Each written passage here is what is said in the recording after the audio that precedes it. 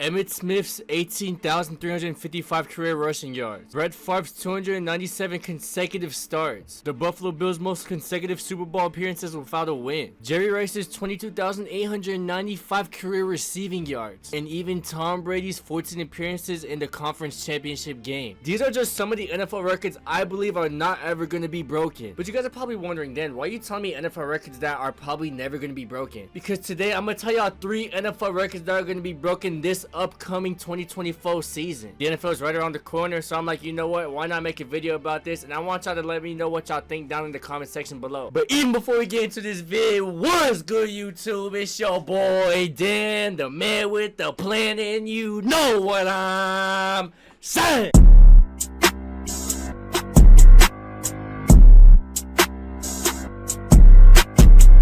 Now, just to let y'all know, I'm not no NFL expert. I'm just a guy who loves watching the NFL. I am an NFL fan. So maybe some of my thought processes might not be correct, but who cares, bro? This is my channel, J. Hope y'all doing good, taking care of your physical and mental health. I would love every single one y'all. Big DDM in this bit. But enough of this yapping. Let's get straight to the vid. Now, before I even start with the 3 records I believe is going to be broken this season, I want to give y'all 2 honorable mentions. The first one's going to be the most passing yards in the season by a rookie. Now, as of right now, Andrew Luck has the record with 4,374 yards in 2012. Justin Herbert had 4,336 in 2020. Just last season, that boy CJ Stroud, do it right, do it. He had 4,108 yards in 2023. Now, the more the years come, we see how much more pass heavy the NFL is, and the rookie quarterback I believe that can maybe get to this record is Caleb Williams. I know a lot of people like to make fun of Jay because of his nails, the way he talks, boom boom boom, dresses, whatever. That doesn't take away the fact that this man is an amazing football player. You can tell he has God-gifted ability. The way he's making throws on the run, he's looking like Mahomes a little bit out there. Even in training camp, if you see some of these throws, like, come on, look at these throws he's making, bro. You also have DeAndre Swift in the backfield, who's a pretty decent receiving back. DJ Moore, who just got a bag as his #1 wideout. And then you have Keenan Allen as a #2, or you can complain he might be the #1. Romeo Dunze coming to his rookie season as his 3rd option. And you also have Cole Kmet and Gerald Everett, who is an amazing receiving tight end. The main downfall is just their O-line. We gotta see if the O-line will give him enough time in the pocket to make a play. To be fair, when the Bears O-line was healthy, they were one of the top units in the NFL in the second half of the season. Braxton Jones and Darnell Wright is a pretty promising young offensive tackle duo. I haven't seen a rookie quarterback with this many weapons surrounded by him in a while. You can say Brock Purdy, but we all know Brock Purdy's story. He wasn't the starter. He came in to fill in for Jimmy Garoppolo, and then he beat my Miami Dolphins, but we don't talk about that, bro. They also did just get a new offensive coordinator, Shane Waldron. He spent his last 3 seasons in Seattle. I was looking through some of the Reddit, if I'm being honest. I'm seeing the guy say he wasn't a fan of Shane Waldron's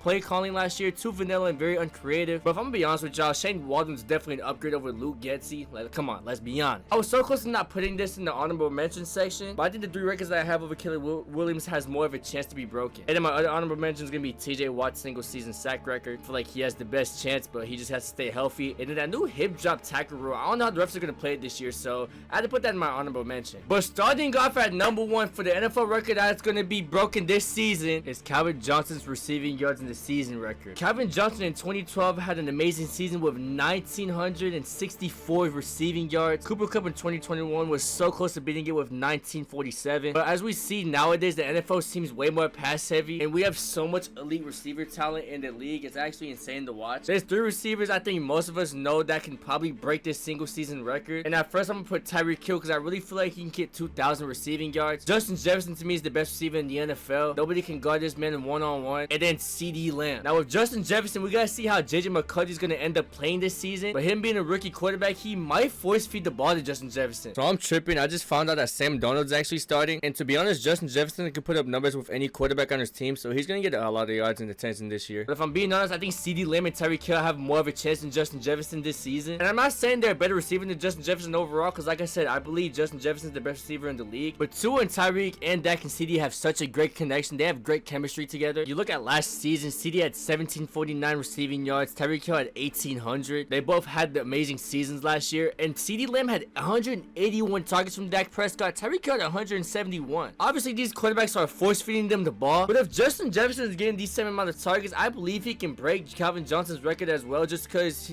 he's the best receiver in the league.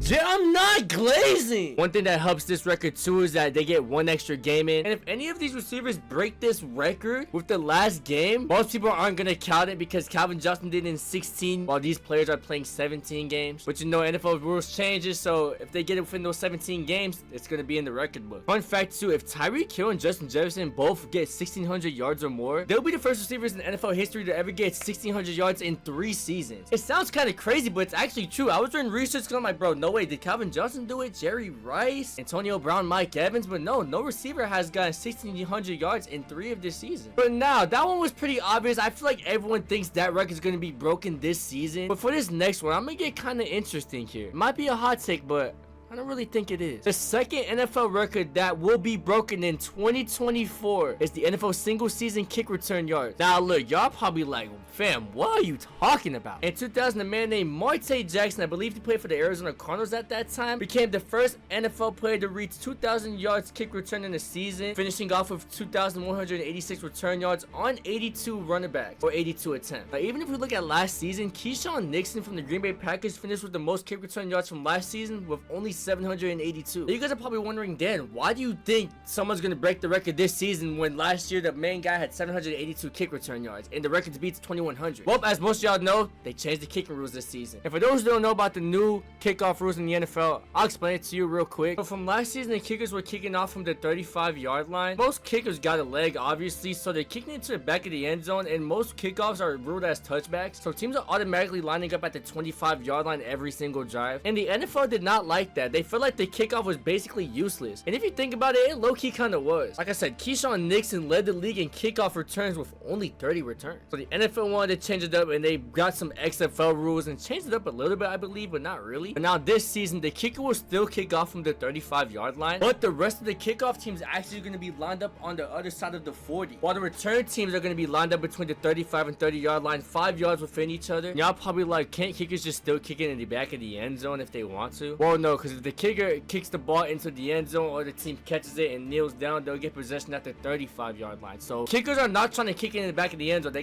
trying to kick it between the 0 and 20-yard line. But basically, when the kicker kicks the ball off, no one's allowed to run yet. Players are just sitting still, looking at each other, trying to raise each other up while the ball is in the air. I'll show y'all a little clip from the XFL because they, like I said, they took that rule from them. But once the receiver catches it in the air, then the kickoff team and receiving team can go run after each other and try to tackle the defender. So this rule right here is going to make for more kick return attempts, which is going to make it a little bit more exciting. And it will break the record this season of 2,100 yards. I know it sounds crazy, but trust me, let me cook. Like I told y'all earlier, Monte Jackson has the record of 2186 on 82 attempts. Now, if you divide 2186 by 82, blah, blah, blah, do your typical math, you get 26.6, which is going to round to 26.7 yards per attempt. Now, if you look at Keyshawn Nixon from last year, he had 782 kickoff return yards and 30 attempts, which leads to a 26.1 kickoff return average, which is not too bad. Even if you go to someone like Devontae Turpin with that top-notch speed from the Dallas Cowboys, he only had 292 kickoff return yards on 10 attempts, which is a 29.2 average of kickoff return yards. With this new rule, every kick is not going to be hit to the back of the end zone, because like I said, if you get a touchback or hit the back of the end zone, the other team's going to line up at that 35-yard line. So kickers are kicking the ball, so returners are supposed to return the ball, which is going to mean for more kickoff return attempts and more kickoff return yards. I'm going to be honest though, I know they're going to get more attempts, but the thing is that they're going to need a high amount of attempts to get to that 2,000 yards record. But I got faith in my theory, bro. Now I don't know exactly who will get this record. I'm just gonna say Devontae Turpin because he has top-notch speed. This is gonna be very interesting. I feel like kickoff returns are gonna be more exciting now because, like I said, there's gonna be no more touchbacks because kickers are not gonna want to kick it to the back of the end zone. You don't want to set up